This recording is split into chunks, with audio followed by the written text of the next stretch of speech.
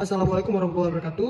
Izinkan saya memperkenalkan diri. Nama saya Raja Utama Molvia Rofi, asal pendaftaran Aceh, NPP 32.0024, kelas G4, Prodi Trip. Kesempatan kali ini, saya ingin membuat tugas berupa video singkat mengenai latar belakang.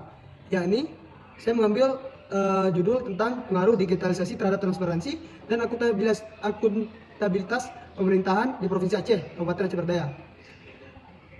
Latar belakang yang saya ambil dari judul tersebut ialah tentang digitalisasi pemerintahan merupakan salah satu upaya penting dalam reformasi administrasi publik yang bertujuan untuk meningkatkan efisiensi, transparansi, dan akuntabilitas. Di Indonesia, upaya digitalisasi telah menjadi agenda utama pemerintah, baik tingkat pusat maupun tingkat daerah. Pemerintah daerah, termasuk Kabupaten Aceh Berdaya, dihadapkan pada tantangan dan peluang dalam menerapkan teknologi informasi untuk memperbaiki pelayanan. Kabupaten Aceh Berdaya sebagai salah satu daerah di Provinsi Aceh memiliki potensi dan kebutuhan khusus terkait dengan digitalisasi pemerintahan. Dengan luas wilayah yang relatif besar dan beragam kondisi geografis, digitalisasi dapat menjadi solusi untuk mengatasi masalah administrasi dan meningkatkan aksesibilitas layanan kepada masyarakat. Namun, penerapan teknologi ini juga menghadapi sejumlah tantangan seperti keterbatasan infrastruktur, kapasitas SDM, dan resistensi terhadap perubahan.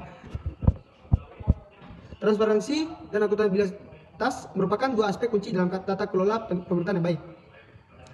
Penelitian ini bertujuan untuk menganalisis bagaimana digitalisasi mempengaruhi transparansi dan akuntabilitas di pemerintahan di Kabupaten Aceh Berdaya. Dengan memahami dampak digitalisasi pada kedua aspek tersebut, penelitian ini diharapkan dapat memberikan rekomendasi bagi pengembang kebijakan dan strategi yang lebih efektif.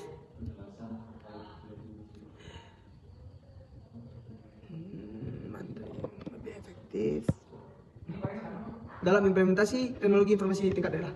Saya juga akan menjelaskan bagaimana pengertian dari latar belakang dan cara untuk membuat latar belakang.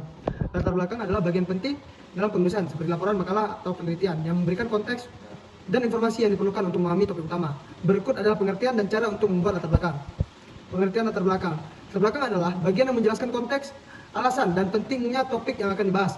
Latar belakang memberikan pemahaman awal mengenai masalah atau isu yang sedang diangkat dan mengapa topik tersebut relevan dan untuk dibahas. Cara membuat latar belakang.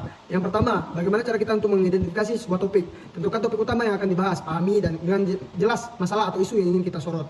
Kumpulkan informasi, cari informasi yang relevan dan terpercaya mengenai topik ini, termasuk data, teori, dan pandangan yang terkait dengan masalah yang akan dibahas.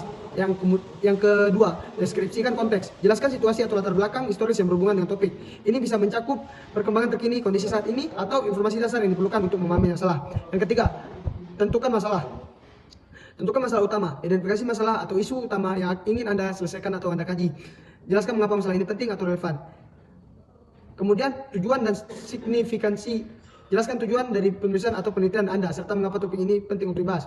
Tulis dengan jelas, susun latar belakang dengan bahasa yang jelas dan mudah dipahami. Gunakan alur logis yang menghubungkan informasi satu dengan informasi yang lainnya.